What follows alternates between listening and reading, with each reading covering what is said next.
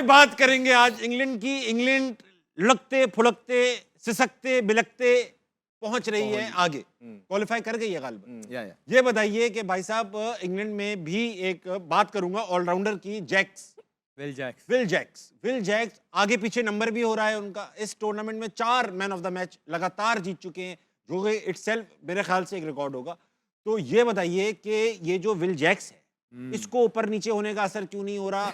ये जो अपने नंबरों पे नहीं खेल रहा है इसका असर क्यों नहीं हो रहा? ये मैच जितवा रहा है, पहला वर्ल्ड कप खेल रहा है गालिबन। राशिद भाई जवाब मांगती है कौम आपसे। मांगती है आपसे जवाब। ये बहुत ही जबरदस्त प्लेयर है, मामूली प्लेयर नहीं, लेकिन नंबर 7 पे आके बैटिंग कर रहा है। आप देखें नंबर 3 काउंटी में ओपन करता है, सरे काउंटी से खेलता है, टेस्ट मैच में खेला है, तो हर जगह परफॉर्मेंस इसकी आ रही है।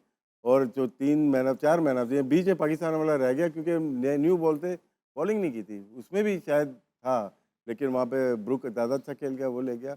इसमें सिर्फ विल जैक नहीं है, अगर किसी भी दूसरी अच्छी टीम को देखते हैं, इस नंबर के प्लेयर बहुत अच्छा परफॉर्म कर रहे हैं। अगर सेंटनर को लेते हैं, मिकॉन्ची को लेते हैं, उन्होंने पिछला मैच जो अगेंस्ट होल्डर शेफर्ड ने, इस नंबर के बड़े इंपॉर्टेंट प्लेयर होते हैं। हमारे पे उस्मान खान है गालिबन, इसी नंबर हमारे उस्मान है, हमारे जो नंबर 4 से नंबर 7 तक ना स्ट्राइक रेट 122 है, सबसे कम है 8 टीम में।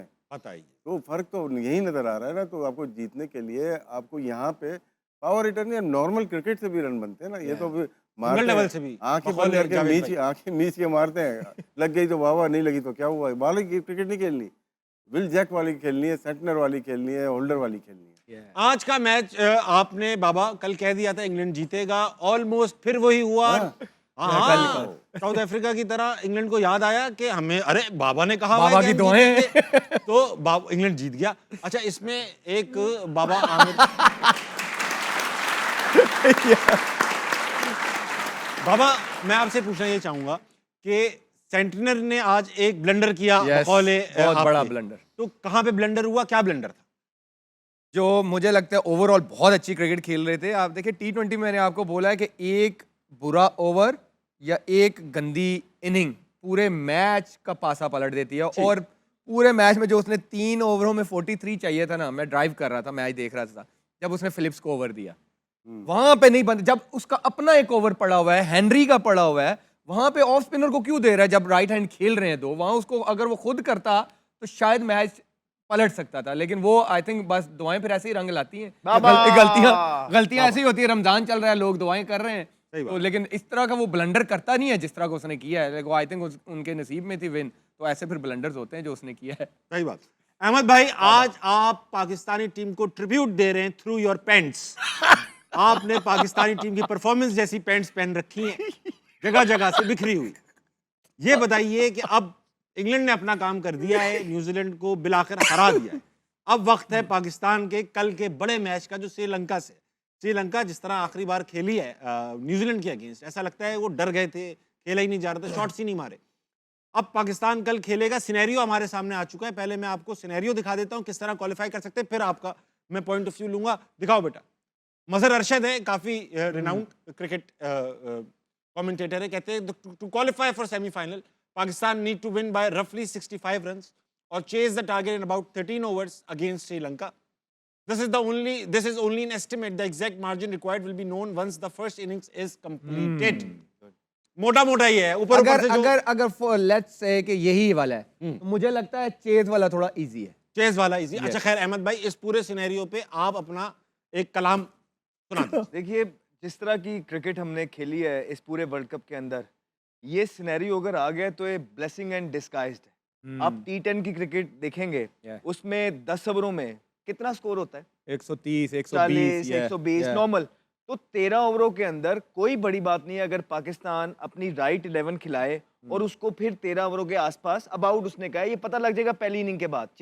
आई थिंक बहुत चांसेस हैं कि अगर पाकिस्तान अच्छी क्रिकेट खेलता है तो very much doable, because T10 cricket के अंदर हम देखते हैं 120, 30, 40 भी होता है अच्छे खेलने वाले हो।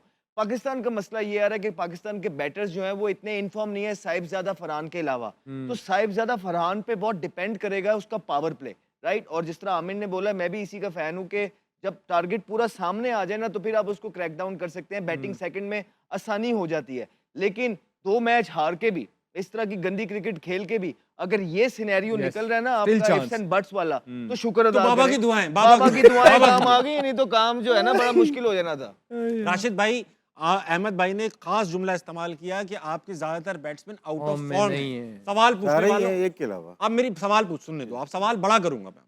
आए आए ये आए। कह रहे हैं आउट ऑफ फॉर्म, मैं आपसे ये पूछना चाहता हूँ, आया कि ये आउट ऑफ फॉर्म है या लैक ऑफ एबिलिटीज हैं? आउट ऑफ फॉर्म भी है। भी हैं, मतलब भी यानी है, लैक इसलिए ऑफ कि एबिलिटी अगर तो हम है ही, मुफलिसी में आटा गीला है। तमाम टीम के प्लेयर्स आउट ऑफ फॉर्म लग रहे थे, लेकिन उनके 2 प्लेयर्स ऐसा उठते थे। इंग्लैंड की मिसाल है आपकी। मिसाल दीजिए, सॉल्ट और वाह। बटलर चल ही नहीं रहे, पूरा चलिए, किचन नहीं चल नीचे रहा। बेंटन भी चल रहा, बैथल भी नहीं चल रहा था, फिर आके ब्रुक ने एक इनिंग जिताई, एक सॉल्ट ने की। एक एक प्लेयर आके परफॉर्म करता है।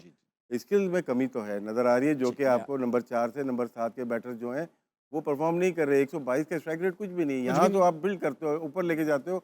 अच्छी टीम जो है न्यूजीलैंड, इंग्लैंड, साउथ अफ्रीका 155 से 160 तक है यहाँ पे। तो हम यहीं पे मैचेस मोस्टली हार रहे हैं और रन ज़्यादा भी हम यहीं दे रहे हैं।